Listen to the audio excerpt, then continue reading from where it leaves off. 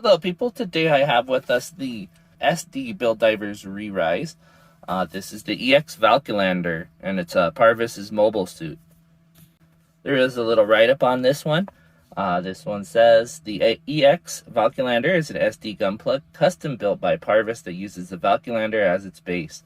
The gunpla has been greatly refurbished with a motif resembling the sacred beast Cowdorn that Parvis encountered on planet Eldora. Its transformation mechanism has been preserved, and it allows for the gunpla to change into the dragon type X-Dragon mode, the warrior type EX Falculander mode, and the dragon fusion mode. It has been fastly upgraded alongside Parvis's builder skills. Another write-up states that Parvis calls this Valkylander and the EX Valkylander Morgiana. This comes from the kind character who saves Alibaba's life in one of the tales of the 1001 Nights. So this little guy was a really fun one to build. Very fast, very easy. It is an SD Gundam, so of course it does have that concept of really small, easy to build. Lots and lots of stickers, as you see. The red on here is all stickers. The gold on some of these things are also stickers. Something that you come to expect from SD kits, in particular ones from the Build series. Not necessarily a bad thing, but definitely something that brings your attention to it. I happen to really like this one. The character Parvis is one of my favorites from the Build Divers Re-Rise series, and so as his little mobile suit. And the evolution of the Valkylander to the X-Valkylander, pretty cool. But let's go ahead and get into the articulation. You have your head motion over here on a double ball joint into the chest and ball joint into the head. This one is rather large, so you do get a limited motion inside there. Also, its hair wraps around the back here. Speaking of hair, there's a polycap on the hair piece, so you can rotate that as you'd like, and it does move up and down on that peg. That happened. Inside the chest, there is a polycap that goes inside the front, and that lets you lift it up and down and out a bit. Not terribly, not too much, but enough to actually write. Let's see if I can get that head off. But you can pull it out enough. I'm going to do that a lot. This one is rather finicky, surprisingly. But you can move that out a bit. And that allows you to move it in quite a variety of ways. So those ones are pretty nice. The shoulder is the ball joint that goes into here.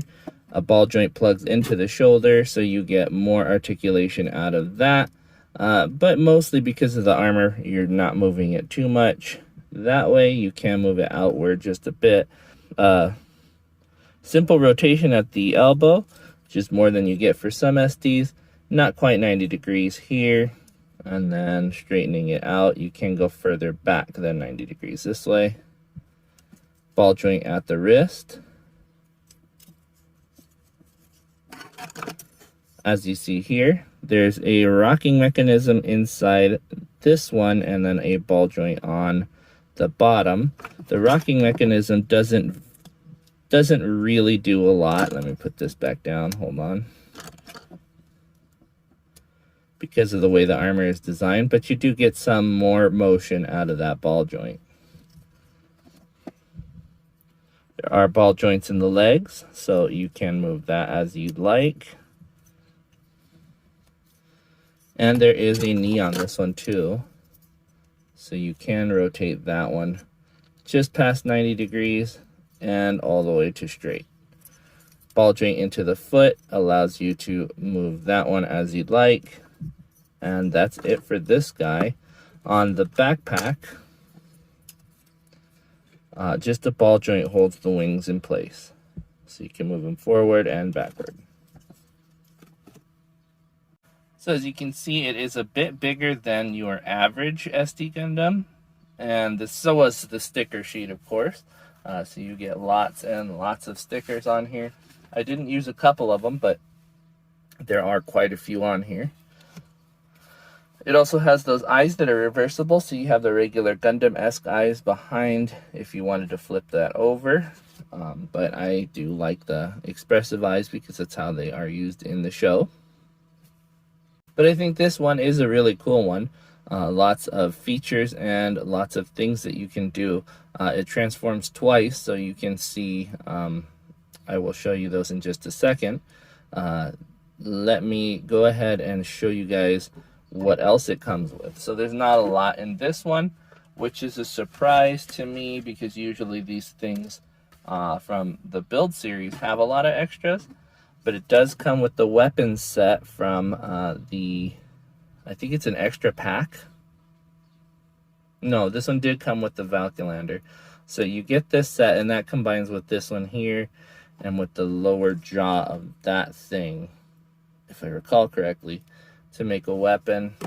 It also comes with another chin piece because I think the original Valkylander had a colored chin piece instead of the clear one like this one has. So you get that piece from the same sprue. I'd like to show you the other modes, but first I want to do a size comparison as well. This one is going to be rather short, as you know, but short is a relative term. Here's a high-grade Gundam also from the build series. The Alto from 30-minute missions, also in 144, just like that Gundam before. Jinrai from Frame Arms in 1/100 scale. Another female robot here being Architect from the Frame Arms Girl series. Here's little Nero being the 124 scale Hexagear Governor. And the always huge 1/100 scale Master Grade Alex Gundam. Give me a second, I'm going to go ahead and pop and swap the parts needed to get this one into the Dragon mode.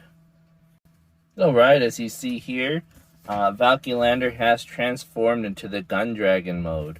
The face of, I guess, the shield became the face of the dragon. The head is still here. The legs and the gun have become a tail. The shield, the very tip of it. The wings also moved a little bit. We have the wings down here as well. And the arms have now become legs. So it's kind of an odd transformation. Also, it doesn't have the little hands that the previous Gun Dragon had. So we are missing that. But still, really cool transformation to a dragon. It does look like a dragon. That horn is actually pretty interesting. It's the V-fin on the Gundam.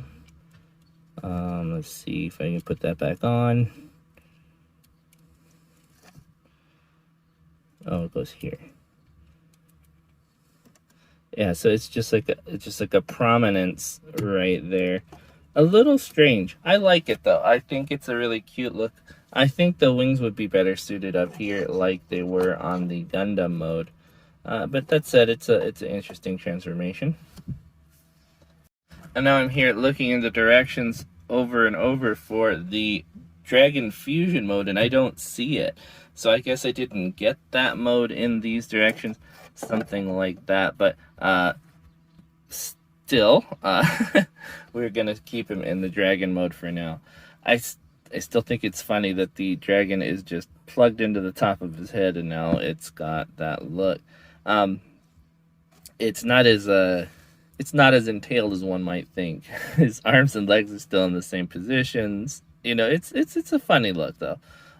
Dragon Fusion mode, I guess, would just be putting the wings on the other wings. I don't know. It's a little odd.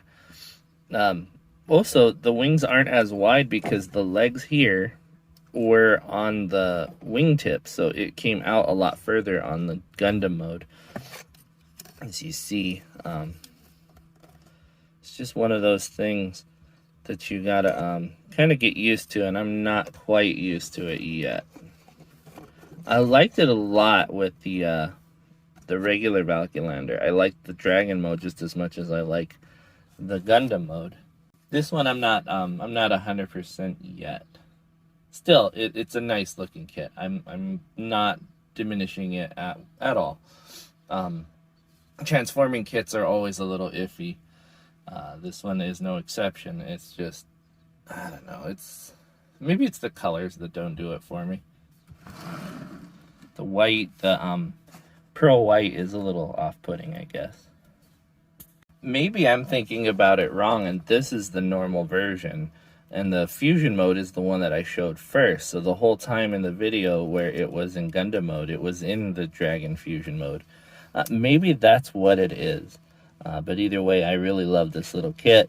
Morgiana, or Valkylander, is a really cool looking little gal. She looks like she can kick butt and take names, even being just an SD. Very, very cool model kit, and I am happy to have her. So this is the upgraded version of the regular Valkylander, as I mentioned before. I happen to have really liked the Valkylander so much that I actually painted it versus what we have here. So I'll probably bring that one out pretty soon to do a proper review, because I never did that. I think that you guys will enjoy it. But this one has a really nice look to it, and I am